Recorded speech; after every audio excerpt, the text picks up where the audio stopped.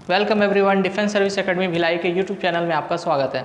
आज हम पढ़ने वाले हैं परिवहन की श्रृंखला को बढ़ाते हुए भारतीय रेल और वायु परिवहन। ठीक है, जैसा आप देख रहे हैं भारतीय रेल और वायु परिवहन को आज पढ़ेंगे। इसमें बहुत सारे ऐसे तथ्य हैं जो एग्ज़ाम में बहुत ही कंपलसरी आते ही हैं, तो आप उसे वीडियो को पूरा देखें और उसे ज़रूर करें। चलिए हम चलते हैं। सबसे पहले हम देखते हैं भारतीय रेल परिवहन के बारे में बात करते हैं। कुछ आप सभी को पता होगा कि भारतीय रेल की जो पहली शुरुआत है, ये पहली पैसेंजर ट्रेन है। ठीक है, 16 अप्रैल 1853 को चली थी। भारत की पहली रेल 16 अप्रैल 1853 को चली थी। मुंबई से थाने के बीच चली थी। मुंबई और थाने 34 किलोमीटर का डिस्टेंस है, उनके बीच में चलाई गई थी। ठीक है, तो ये रेलवे की बहुत सारी बातें हैं जो, और हाल ही में क्या हो रहा है कि रेलवे को निजीकरण की तरफ भारत सरकार बढ़ती जा रही है, तो इसमें आपको रेलवे से संबंधित कुछ क्वेश्चन आने की तो बहुत ज़्यादा संभावनाएं हैं, इसलिए आप ज़रूर करें। तो वर्ष 1900 में भारतीय रेल तत्कालीन सरकार के अधीन में आ गई थी। तत्कालीन सरकार मतलब जब उस समय अंग्रेज के थी, उस समय कंपनी चलाया करती थी, उसके बाद सरकार ने ले लिया।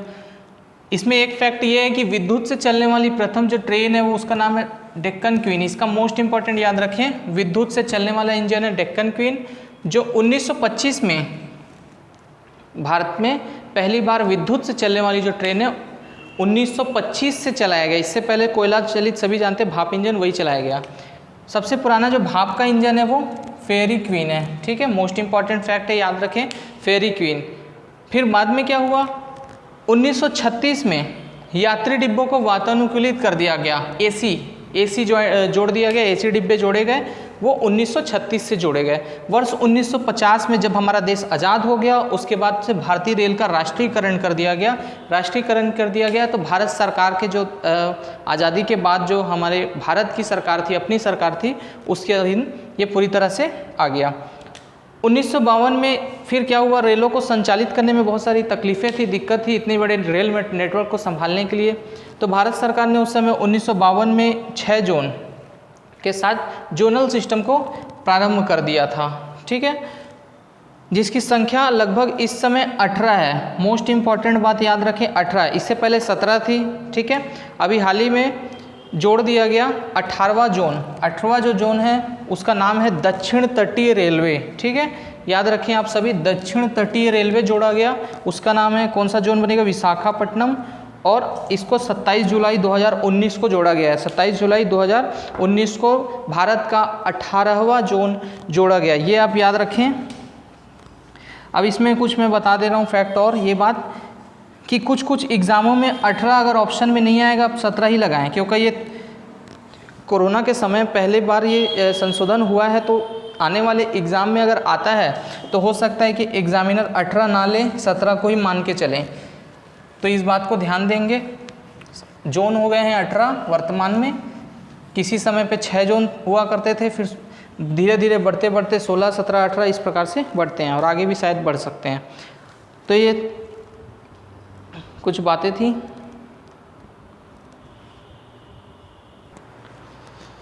उसके बाद वर्तमान में भारतीय रेल का नेटवर्क जो है, पूरे भारत का इस वक्त का जो नेटवर्क है, विश्व में 4थे नंबर पे है। ठीक है, विश्व में 4थे नंबर पे है। इसमें पहले नंबर पे कौन है, अमेरिकी रेल नेटवर्क है, फिर रशिया का नंबर है, और चीन के बाद विश्व में 4थे नंबर पे भारतीय रेल का नेटवर्क आता है।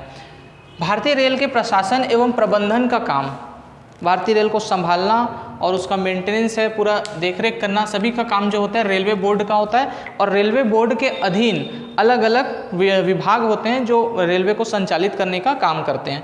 देश में रेल मार्गों में सर्वाधिक लंबाई जो है, बहुत ज़्यादा रेलवे नेटवर्क बिछा हुआ है, वो उत्तर जोन का है। ठीक है, उत्तर जोन का सर्वाधिक लंबा रेल मार्ग जो है वो डिब्रूगढ़ से कन्याकुमारी, ठीक है, डिब्रूगढ़ से कन्याकुमारी है।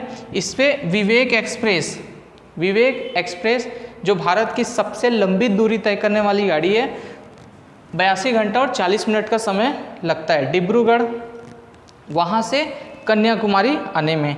भारतीय रेल में 3 गेज हैं, ब्रॉड गेज, मीटर गेज और नैरो गेज।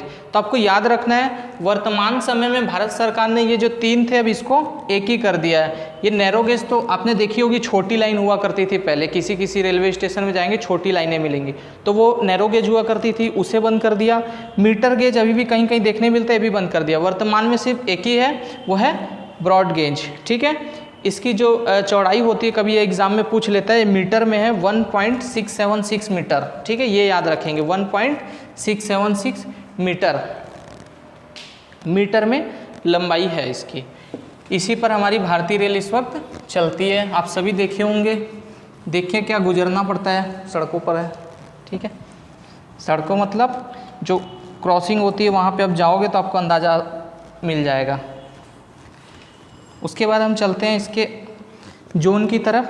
तो मोस्ट इम्पॉर्टेंट आप ये याद रखेंगे कि कौन सा जोन, ये तो कुछ फैक्ट थे और इससे संबंधित कुछ जोन है। तो ये कुछ अब जोन की बात करते हैं हम। तो ये जो टोटल जोन है ये 18 जोन है। तो अब इसमें आप ध्यान देने वाली बात है मोस्ट इम्पॉर्टेंट कि ये मुंबई, ठीक है, ये आप दिख रहे हैं मुंबई, ये सेंट्रल रेलवे का भाग है। ठीक है, ये कौन सा सेंट्रल रेलवे। अब आप देखेंगे कि अगर भारत के जो मैप है, नक्शे में देखेंगे, उसमें सेंटर जो भोपाल जैसे किसी शहर को होना चाहिए था, लेकिन मुंबई को बना रखा है। मुंबई तो पश्चिम में है, तब बना हुआ है, तो उसे आप बिल्कुल याद रखें। यही कन्फ्यूज़न होता है, इसलिए गलत भी होता है। तो याद रखें मुंबई जो है सेंट्रल रेलवे का है, जोन है, और साथ में पश्चिम रेलवे का भी जोन है। ठीक है, तो आप ये याद रखें। अब यहाँ पे बात आती है, ये ऊपर की तरफ उत्तर है, नीचे दक्षिण है। ठीक है, तो उत्तर दिशा की अब तरफ जाएंगे तो उसमें बीच में सेंटर में पड़ जाता है इलाहाबाद, जिसको बोलते हैं नॉर्थ सेंट्रल रेलवे, एनसीआर।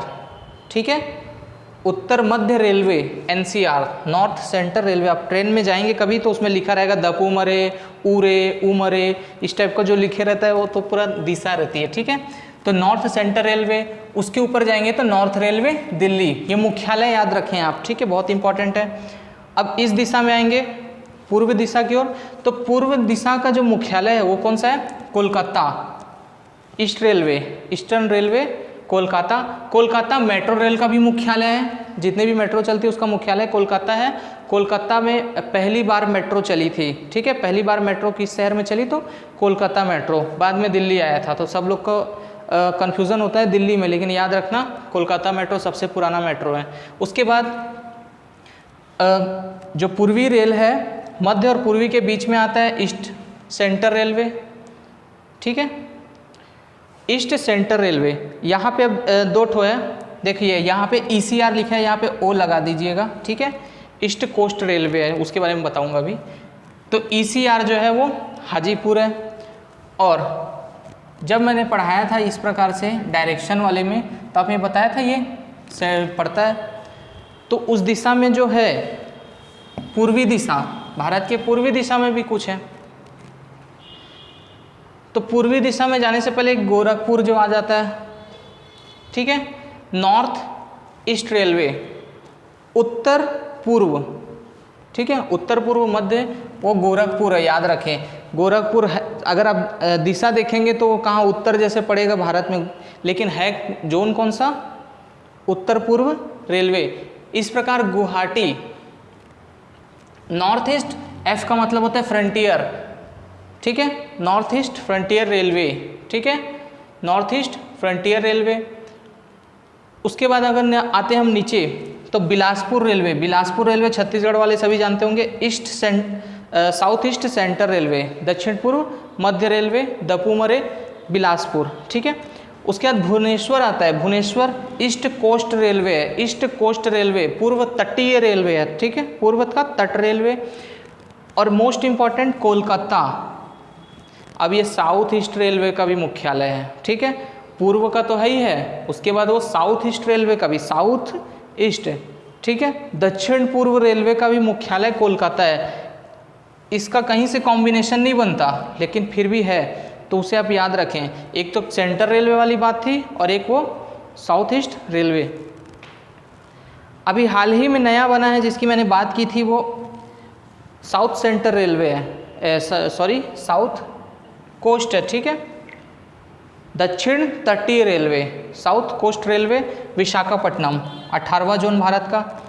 अब ऐसे ही दक्षिण की तरफ आ जाएंगे तो साउथ रेलवे चेन्नई, और south central railway Secunderabad, Hyderabad Secunderabad आपने नाम सुना होगा। वैसे ही यहाँ पे पश्चिम मध्य रेलवे है, ठीक है। वेस्ट कोस्ट रेलवे जबलपुर है। हुबली कर्नाटक का south west railway. Jaipur north west railway, ठीक है। ये साउथ है, वो नॉर्थ है। इधर के जो रेलवे के जोन है उसमें कन्फ्यूज़न नहीं होगा, कन्फ्यूज़न आपको ज़्यादातर यहाँ पे होगा। तो इस प्रकार से कम्प्लीटली जोन होते हैं पूरे। तो इसे आप याद रखेंगे कि कौन सा जोन को क्या कहते हैं। एग्ज़ाम में पूछेगा सेंट्रल रेलवे का मुख्यालय कहाँ है, तो आपको बता देना है मुंबई है, ठीक है। यहाँ पे कंफ्यूज नहीं होना है। कभी कभी इस प्रकार के क्वेश्चन आपके रेलवे वगैरह हो गए, ग्रुप डी हो गया, और इस प्रकार के जो रेलवे के अंतर्गत जो एग्ज़ाम होते हैं, वनडे एग्ज़ाम, उसमें आ जाता है। आजकल तो सीबीटी हो गया तो उसमें भी आ जाएगा, याद करते रहें। चलिए उसके बाद आते हैं हम भारत के वायु परिवहन की तरफ। तो वायु परिवहन की शुरुआत में बता देता हूँ। तो भारत में जो वायु परिवहन है वो 1911 में पहली बार उड़ाया गया। लेकिन जो 1911 में जो उड़ाया गया वो प्रयागराज उस समय जो वर्तमान में इलाहाबाद बोलते थे, अभी उसका नाम चेंज किया गया। तो ये जो प्रयागराज है इलाहाबाद, वहाँ से नैनी तक वायुयान डाक सेवा, ठीक है, सिर्फ और सिर्फ डाक सेवा के नाम पे शुरुआत किया गया था 1911 में। 1911 के बाद जब ये हो गया तो पहली बार टाटा कंपनी ने 1915 के आसपास इसको शुरुआत किया, ठीक है। 1915 में पहली बार टाटा कंपनी ने, जो वर्तमान की टाटा कंपनी है, तो टाटा कंपनी की विमानन कंपनी उसने शुरुआत की और उन्होंने भी यही काम किया था, जो डाक सेवा है उस तरह से मेल सेवाएं शुरुआत की थी। उसके बाद फिर 1940 के आसपास आते आते 1940 के आसपास मतलब वही 34 के आसपास 1934 में फिर उन्होंने अपनी कंपनी का नाम बदल दिया और टाटा एयरलाइंस कर लिया, ठीक है। टाटा एयरलाइंस, तो उस समय तक आज़ादी के पहले टाटा एयरलाइंस ही भारत में चला करती थी। तो उसके बाद जब देश आज़ाद हुआ तो जो टाटा एयरलाइंस थी उसी का नाम बदल के एयर इंडिया किया गया। और 1953 में सभी जितनी भी वहाँ पे विमानन कंपनियाँ थी भारत में, उस समय थोड़े बहुत नए भी कंपनियाँ आ गई थी, तो उन कंपनियों का राष्ट्रीयकरण करके 2 प्रकार के निगम बना दिए गए, ठीक है। 1953 में विमानन कंपनी का राष्ट्रीयकरण हुआ, सरकार ने उस जो कंपनी है उसको अपने अंडर में कर लिया था, ठीक है। तो जो टाटा की कंपनी थी उसी का नाम बन के फिर बाद में एयर इंडिया हो गया। तो इसमें भारतीय विमानन निगम और एयर इंडिया, ठीक है। भारतीय विमानन निगम में एयर इंडिया है और एक इंडियन एयरलाइंस है। इस विमानन निगम में इंडियन एयरलाइंस लोकल जो भारत का ही क्षेत्र है उसके अंदर चलती है, और एयर इंडिया जो है वो बाहर अंतर्राष्ट्रीय हवाई अड्डों के लिए बनाई गई थी, अंतर्राष्ट्रीय उड़ानों के लिए। भारतीय विमानन पत्तन प्राधिकरण बनाया गया। प्राधिकरण को 1995 में बनाया गया। इसमें क्या होता है, हवाई अड्डों का प्रबंधन, जो जितना भी काम है हवाई अड्डों के प्रबंधन से क्षेत्र का जो भी काम था वो इन्होंने 1995 में शुरुआत की। इंदिरा गांधी जो राष्ट्रीय उड़ान अकादमी है, एक संस्था बनाई गई। रायबरेली आपने नाम सुना होगा, उत्तर प्रदेश में इसका मुख्यालय, ये पायलटों को प्रशिक्षण देने के लिए बनाया गया था, ठीक है। इस प्रकार से ये कुछ वायु परिवहन की बातें थी। भारत में वायु परिवहन बहुत पहले प्रारंभ तो नहीं हुआ था, बहुत कम समय ही हुए हैं वायु परिवहन को भारत में आए। इस प्रकार से अगर हम देखें तो पैसेंजर ट्रेन की जो शुरुआत है वो पैसेंजर एयरलाइन की जो बात है वो टाटा कंपनी ने की थी, ठीक है। बहुत बड़ा योगदान रहा JRD टाटा, मैंने इससे पहले भी बताया, जमशेदजी टाटा, जिन्होंने टाटा इंडस्ट्री भारत की पहली फैक्ट्री प्राइवेट सेक्टर की उन्होंने ही शुरुआत की थी, तो भारत के विकास में बहुत अहम योगदान हो जाता है उनका। कुछ विमानपत्तन है, एयरपोर्ट हैं, वो हम देखते हैं। तो आप सभी को पता होगा IGI अंतर्राष्ट्रीय हवाई अड्डा, कभी ना कभी आप गए होंगे, नई दिल्ली में, ठीक है। नई दिल्ली में जो मेजर एयरपोर्ट है ऐसे जो आप भूल सकते हैं, मैंने उनके ही नाम यहाँ पे रखे हुए हैं। बाकी जो एयरपोर्ट का नाम है उस शहर के ही नाम से है, तो वो तो आप याद हो जाएगा, आसान है। तो कुछ है जैसे चौधरी चरण सिंह हवाई अड्डा, ये कहाँ पे है, लखनऊ। चौधरी जी कहाँ के हैं, लखनऊ के हैं, ऐसे करके याद रखें। छत्रपति शिवाजी, नाम से ही पता है शिवाजी महाराज टर्मिनल कहाँ जाएगा, मुंबई में जाएगा, वैसे ही हवाई अड्डा भी कहाँ जाएगा, मुंबई में। राजा भोज, ठीक है। राजा भोज नहीं भोपाल बनाया है तो भोपाल। देवी अहिल्याबाई होलकर अंतर्राष्ट्रीय हवाई अड्डा, बहुत बड़ा नाम है ये, इंदौर के लिए बहुत बड़ा योगदान है इनका, तो देवी अहिल्याबाई होलकर इंदौर। राजीव गांधी अंतर्राष्ट्रीय हवाई अड्डा हैदराबाद, राजीव गांधी के नाम से हैदराबाद। इनकी मृत्यु भी साउथ इंडिया में ही हुई थी, तो आप उसे याद रखें, हैदराबाद। नेताजी सुभाष चंद्र बोस अंतर्राष्ट्रीय हवाई अड्डा कोलकाता, नेताजी सुभाष चंद्र बोस ये कहाँ के हैं, कोलकाता साइड के हैं, तो आप उसे याद रखें, कोलकाता में। लाल बहादुर शास्त्री जी शास्त्र कहाँ पढ़ेंगे, वाराणसी में पढ़ेंगे, ऐसे करके याद रख सकते हैं आप। सरदार वल्लभ भाई पटेल जी अहमदाबाद, गुजरात वाले, ठीक है, तो गुजरात। तो इनके जो क्षेत्र हैं उन्हीं के आधार पर ये एयरपोर्ट भी हैं, तो आप आसानी से इसको याद कर सकते हैं, कोई बड़ी बात नहीं है। तो मुंबई, दिल्ली, कोलकाता वाली बातें हो गई, और कुछ अन्य एयरपोर्ट हैं, मैं अभी आपको और बता देता हूँ। उसके बाद कुछ MCQs करेंगे तो आपको पूरा क्लियर हो जाएगा। उसके बाद हम देखते हैं कैंपेगौड़ा अंतर्राष्ट्रीय हवाई अड्डा, नाम से ही समझ में आ रहा है कि ये कहाँ हो, साउथ इंडिया, बेंगलोर की बात होगी, ठीक है। लोकनायक जयप्रकाश कहाँ के, लोकनायक जयप्रकाश है ही बिहार से, तो पटना में ही होगा। शहीद भगत सिंह अंतर्राष्ट्रीय हवाई अड्डा मोहाली, ठीक है, मोहाली। डॉक्टर बाबा साहेब अम्बेडकर नागपुर में इन्होंने दीक्षा ली थी, तो नागपुर में ही बना हुआ है इनका, ठीक है। जरूकी अंतर्राष्ट्रीय हवाई अड्डा शिलोंग, मेघालय, शिलोंग में, याद रखना। ये कुछ ऐसे नाम हैं जो आप भूल सकते हैं, ठीक है, तो उसको याद रखें। बीजू पटनायक अंतर्राष्ट्रीय हवाई अड्डा, बहुत बिजी हैं, कहाँ के लोग, भुवनेश्वर के लोग, ऐसा करके याद रख सकें। महाराजा नारा सिंह अंतर्राष्ट्रीय हवाई अड्डा इम्फाल, कहाँ पे, इम्फाल, मणिपुर में है इम्फाल, सभी जानते होंगे। उसके बाद आता है श्री गुरु रामदास जी अंतर्राष्ट्रीय हवाई अड्डा, अमृतसर में है। लोकप्रिय गोपीनाथ बारदोली अंतर्राष्ट्रीय हवाई अड्डा गुवाहाटी। वीर सावरकर पोर्ट ब्लेयर, ठीक है, वीर सावरकर पोर्ट ब्लेयर, इनका नाम याद रखें। लोकप्रिय गोपीनाथ बोलेगा तो कहाँ पहुँच जाना है, गुवाहाटी, ग से गोपीनाथ, ग से गुवाहाटी, ठीक है, इससे आप याद रख सकते हैं। 4 ऑप्शन आएंगे तो आप देख के तो समझ ही जाएंगे, ठीक है, ऑप्शनल एग्जाम है तो दिक्कत नहीं है।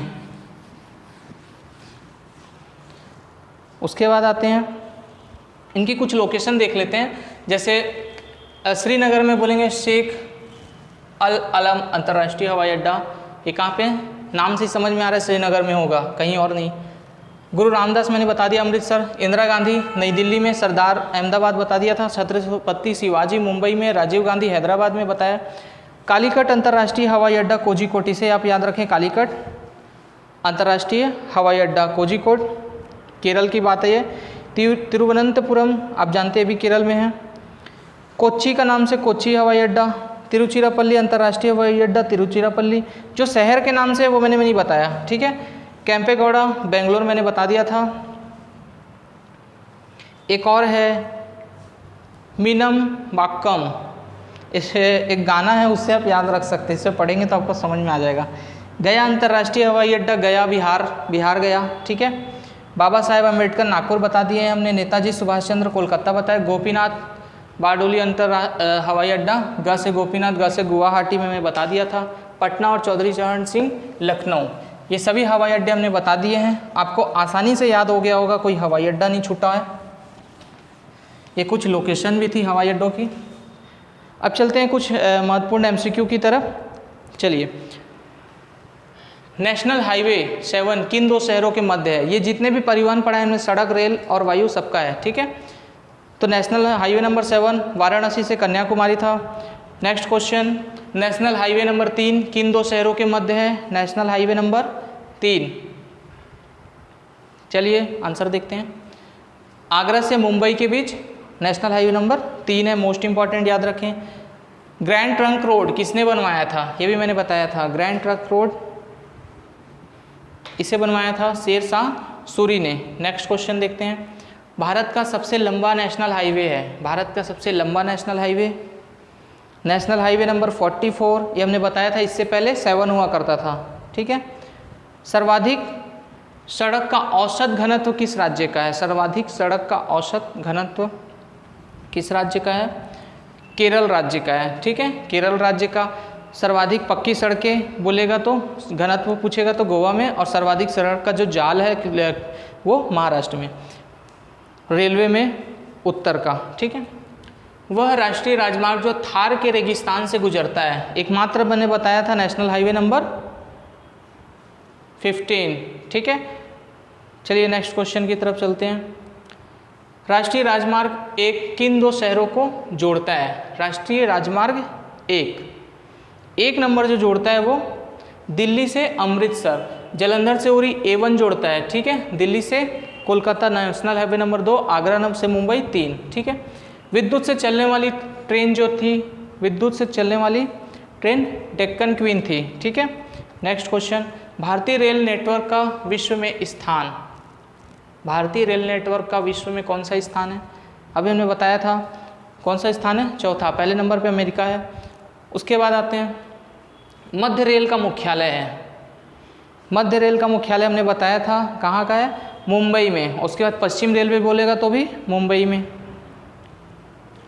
उत्तर पूर्व रेलवे का मुख्यालय, उत्तर पूर्व रेलवे का मुख्यालय उत्तर पूर्व है, लेकिन है कौन सा, गोरखपुर, ये भी हमने बताया था। नेक्स्ट क्वेश्चन चलते हैं।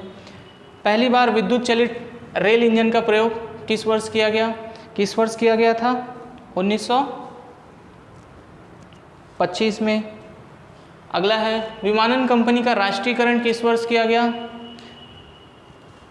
1953 में किया गया था, 1953, ऑप्शन ए।